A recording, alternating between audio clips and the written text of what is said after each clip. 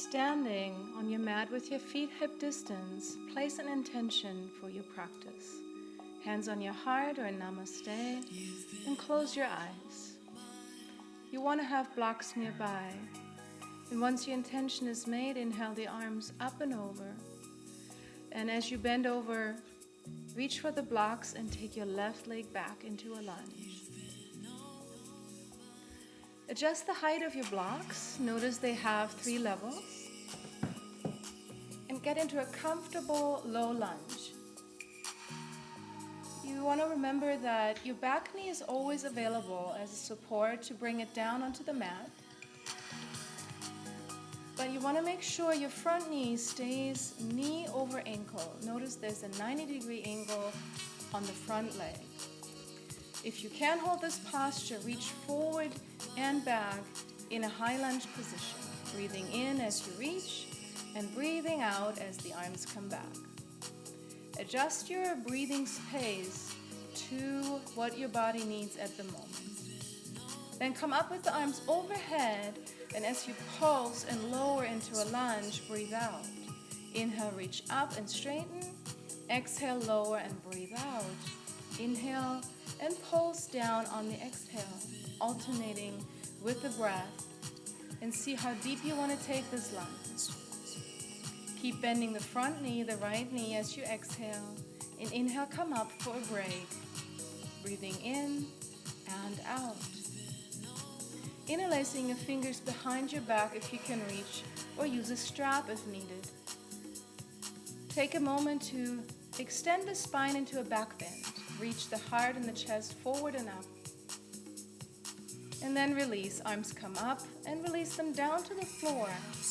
Place your back knee on the mat for support. And step your front leg, the right leg, also back into tabletop position. So we're now, hands are shoulder distance and the knees are hip distance. Extend the right leg and curl it in on the exhale. On the in-breath, extending the leg hip level. On your exhale, knee to the elbow and rounding. Extend and reach and forward look, and as you exhale, knee to the elbow and round the spine into a flexion. If you like to try balancing, take a moment, opposite hand and leg are balancing. And then we're going to switch sides. So find your left leg extending behind you and tuck it as you breathe out with the knee towards the elbow. Inhale, extending the spine, exhale, rounding the spine. So we're bringing movement and subtlety into the spine, an alternation between back bend and flexion, which is a forward bend. See if you can balance here, extending the right arm and the opposite leg, the left leg back. Take a breath and release back into tabletop position. We're coming into a lunge on the left, so this time step your left leg forward. Use your blocks to press up into a high lunge. And if needed, bring your back knee down, remember, for support if you get tired. Inhale the arms forward, and with an exhale, reach the arms back. Inhale, arms forward, and with your out breath, the arms come back.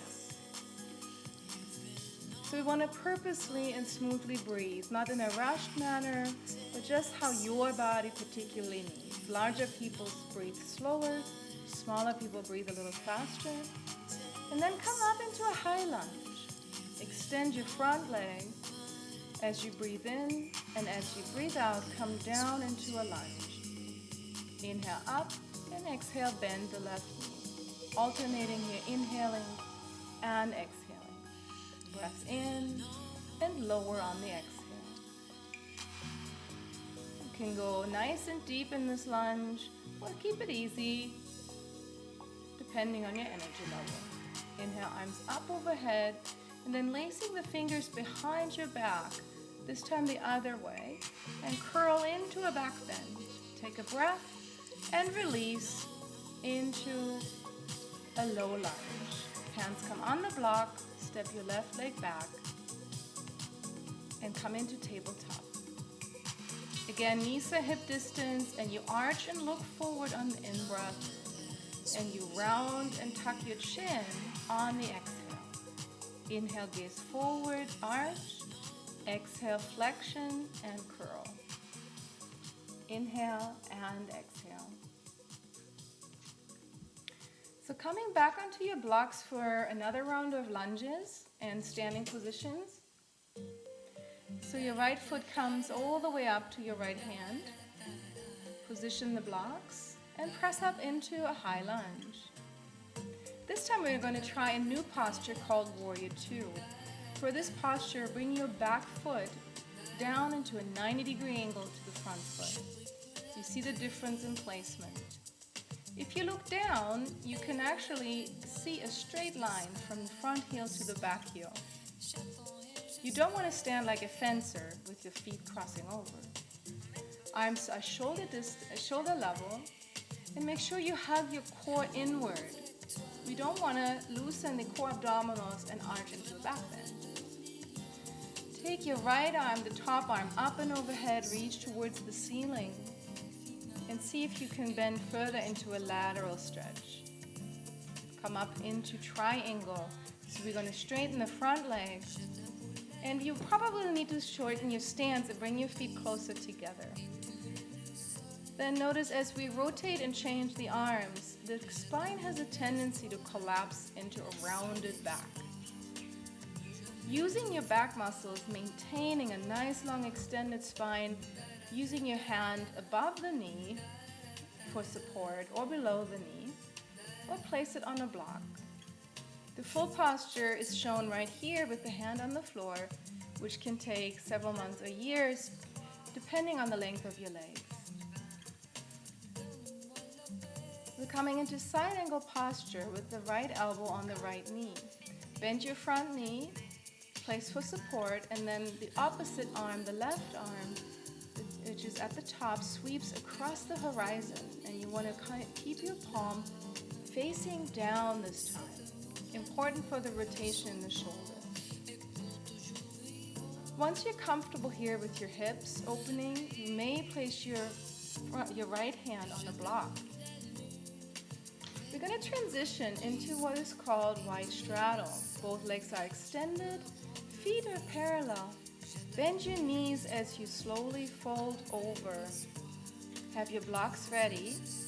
If your hamstrings are really tight, maybe your hands will stay on your thighs.